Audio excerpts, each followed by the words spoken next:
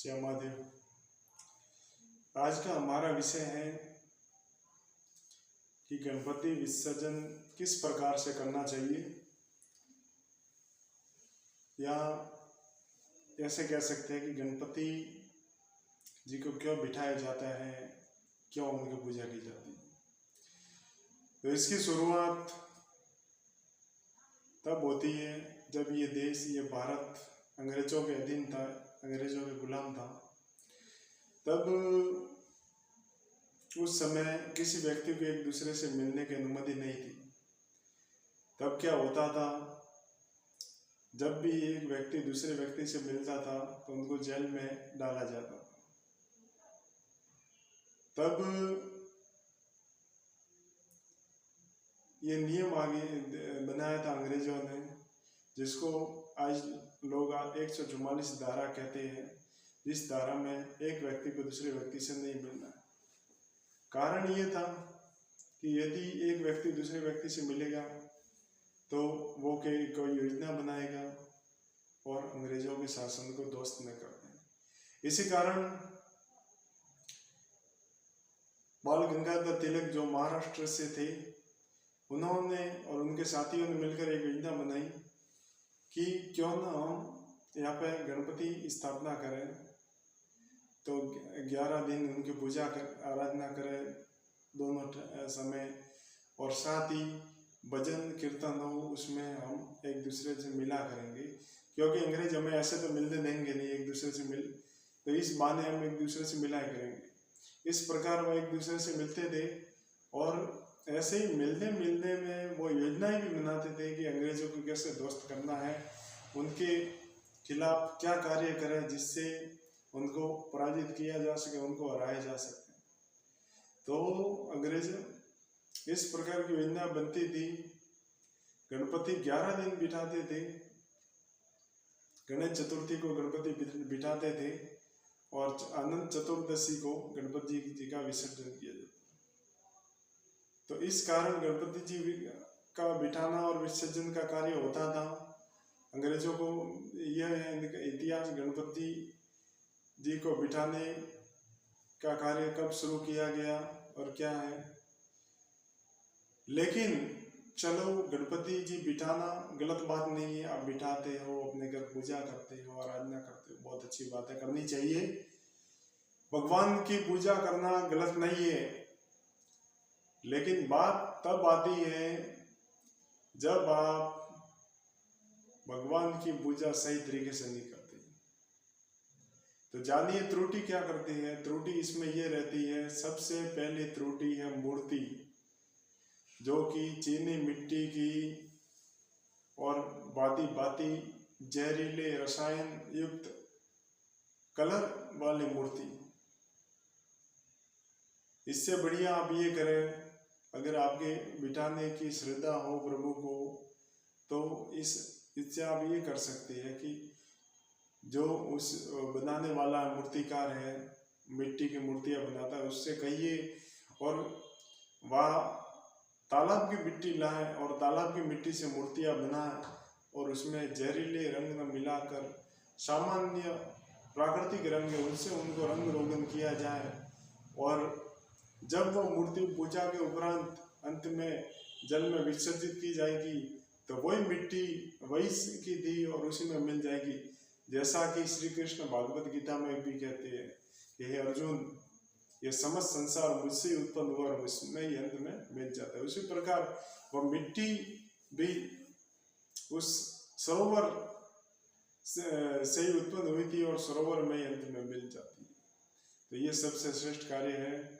यदि आप में श्रद्धा है तो गणपति जी की स्थापना इस प्रकार से करें, यही श्रेष्ठ पूजा है। नहीं तो आप क्या करते हैं, गणपति बिठाने के चक्कर में आप चीनी मिट्टी लाते हैं जो नहीं तो घुल पाती है, उसमें कई केमिकल मिले हुए होते हैं और जब वो मिट्टी विसर्जित करते हैं कई दिनों तक वो मूर्ति पड़ी रहती है और वो जल भी जहरीला और गंदा हो जाता है। उसमें कई पशु जल पीते हैं, कई व्यक्ति भी जल पीते हैं, तो वो भी पाप लगता है। तो उल्टा पूजा करने से पुण्य मिलना तो दूर और उल्टे पाप में पड़ जाते हैं। इसके साथ ही ध्यान देने योग्य ये बात है कि मूर्ति में भी लोग बस प्रतिस्पर्धा में रहते हैं। प्रतिस्पर्धा तो ध्यान दीजिए, प्रतिस्पर्धा में मत रहिए, अपनी श्रद्धा अपनी क्षमता अनुसार मूर्ति की स्थापना कीजिए और भगवान की पूजा कीजिए और अंत में विसर्जित करना अच्छी बात है, लेकिन वो मूर्ति मिट्टी की होनी चाहिए और वो भी तालाब की देसी मिट्टी, चीनी मिट्टी नहीं चलेगी। फिर होता ये है, वो चीनी मिट्टी लाते हैं, विसर्जित करते हैं, जहरीले पदार्थ वाली वो मिट्टी कई काम की नहीं और पूरे जल को खराब कर देती है। तो यह बात ध्यान दीजिए।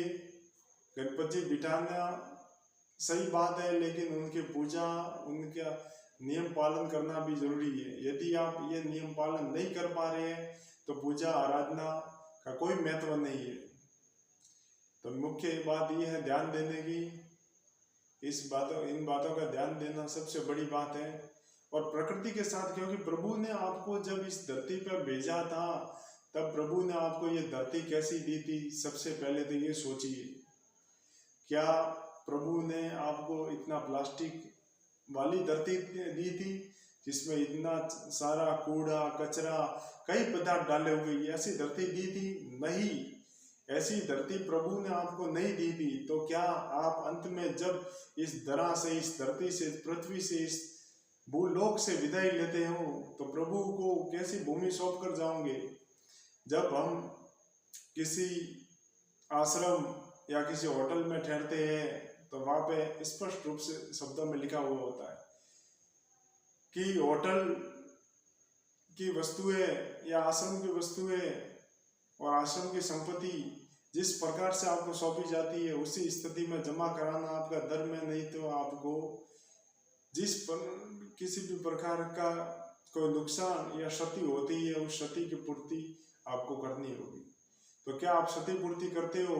कचरा फैलाते हो? मैंने कई लोगों को देखा, कोई कुरकुरे खा रहे हैं, गलियों में कुरकुरे के कचरे फेंक रहे हैं। क्या उनके घर में कचरा पात्र नहीं है? क्या गलियों में कचरा पात्र की सरकार ने नहीं व्यवस्था की है?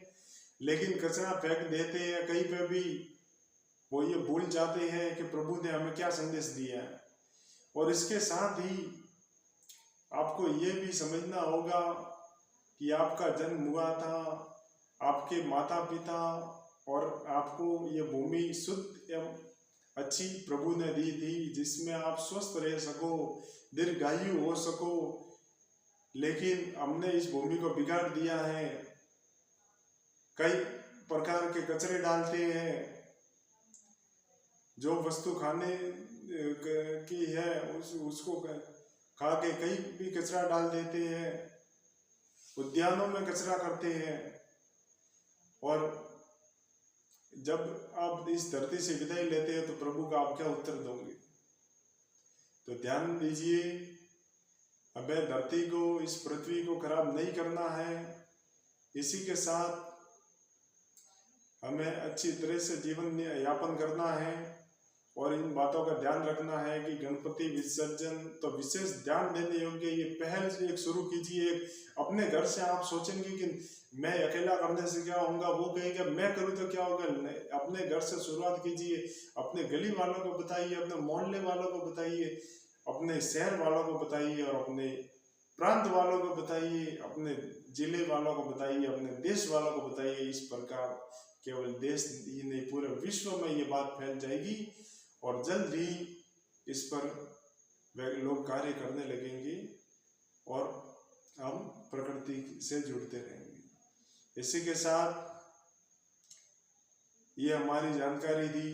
इस जानकारी को ध्यान से सुनकर विचार कीजिए। यदि सही लगे आपको ये जानकारी तो आगे शेयर कीजिए, अन्य लोगों को ये बात बताइए और इसी प्रकार की जानकारी आपको इस चैनल के माध्यम से मिलती रहेगी। धर्म, संस्कृति, शरीर, स्वास्थ्य, इस प्रकार की जानकारी के लिए इस चैनल को देखते रहिए। आगे भी वीडियो के माध्यम से जानकारी हम देते रहेंगे। तब तक के लिए जय महादेव।